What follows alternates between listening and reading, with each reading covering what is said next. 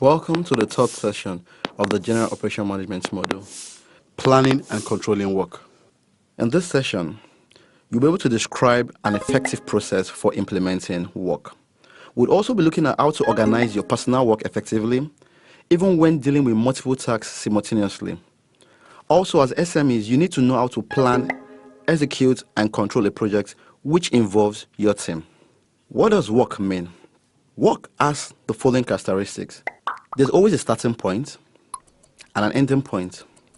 There has to be a specific outcome. For every work, it should require certain resources. And it should also be unique. Unique meaning, although the task can be similar, but different in circumstances and the people involved. Finally, the work should also not be urgent, because you cannot plan for a task that arises unexpectedly. There are certain problems or issues that can arise in our businesses as SMEs. One, insufficient resources. Most times as SMEs, we might not have the resources we need to complete a job or a task. That becomes a problem. Also, and this will lead to what? Unexpected results for us as SMEs. There are also unforeseen difficulties. And all this will result in delay in the work being done. We might have to make changes, and this becomes a problem. We can also have misunderstanding, maybe among team members or among our suppliers or our buyers. This can also result to a problem. There can also be poor coordination among the staffs, as well as ineffective implementation of the job that needs to be done. Most importantly, inefficient use of our resources is the most common problem we have as SMEs. That is why it's important, before any work is being done, we plan ahead. Planning is very important. What is the role of planning? Planning would help us achieve the practical objectives we have set as SMEs before we start a job or a task. It will also provide clear guidelines for us to be able to achieve the job or task to be completed. As SMEs, we'll be able to organize our work effectively and secure our resources proactively. We'll be able to use these resources efficiently, and this will give us a basis for controlling the work process. So, what is the role of controlling? How do we ensure results in the work to be done? After we've planned, how do we control the resources we have? Controlling helps us to ensure our results by what? By identifying and solving problems timely. It also helps us to mitigate risk. With controlling, we can adjust the plan to incorporate changes. That is why we say proper planning plus proper controlling gives us greater possibility for success. The planning aspect is more of defining our objectives. As SMEs, we should define the objectives, then we should also develop a plan around it. Then how do we implement the plan? In the implementation process, we have the planning and the controlling. For the planning, what do we do as SMEs? We define our objectives. With our objectives, we then develop a plan. After the plan has been developed, it is time to implement the plan. During implementation, then we check the progress of the objectives for the plan. This is how we implement control for the task to be done. If we need to make any adjustments, we do, so that we can still achieve the objective for the work or the tasks to be done. That is why we always say proper planning plus proper controlling will give us greater possibility for success. Let's take a look at planning our personal work. As SMEs, we need to prepare goals and objectives we want to achieve personally. What is the work we want to do for the day, or the tasks to be done as well for that day? We need to determine the time we need to complete that task or job at hand. If the time to complete the task is insufficient, then we need to determine the importance of the job at hand. Time management. Time management is very important for SMEs, especially in past planning and controlling our work. No one can manage time. We can only manage the way we use our time. So as SMEs, we are advised to manage our time properly. How do you determine the order of tasks to be done in your businesses? Take, for example, you look at how important, how urgent it is. These are two different ways in which you can classify the order of tasks. If it's urgent, what's the demand? Does it need immediate attention? If it's important, give it considerable significance, or is there a consequence for not achieving the task? A task is urgent when it requires immediate action.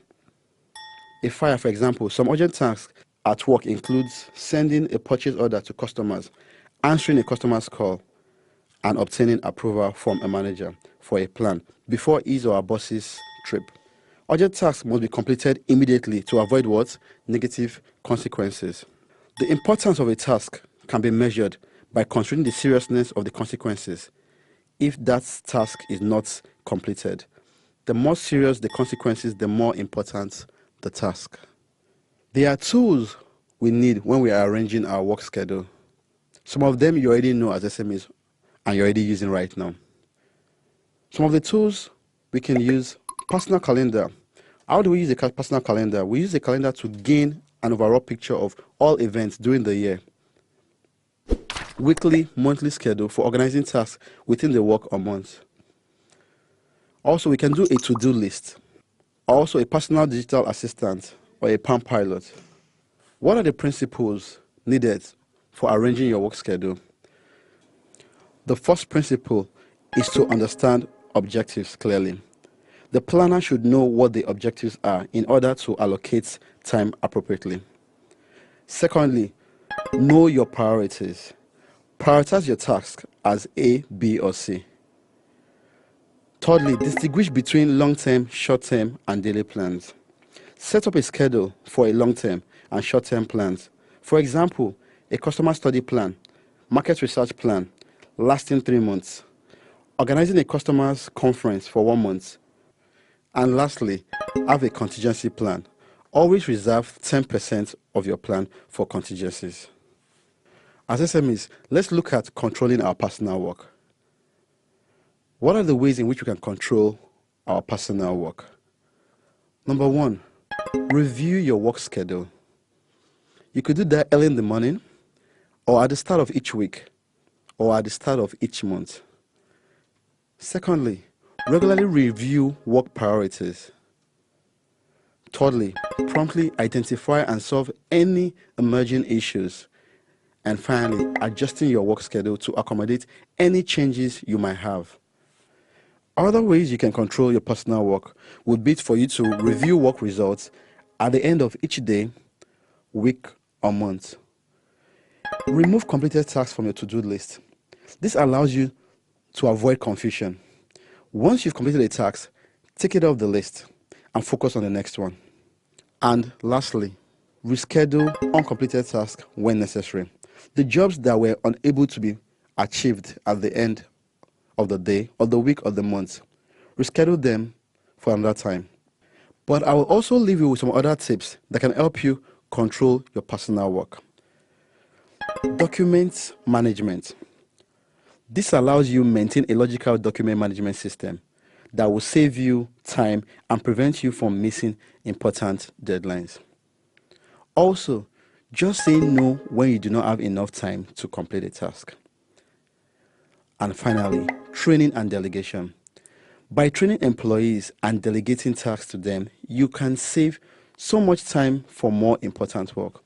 As SMEs, as managers of our businesses, we need to learn to delegate tasks to be able to save time and be efficient in our businesses.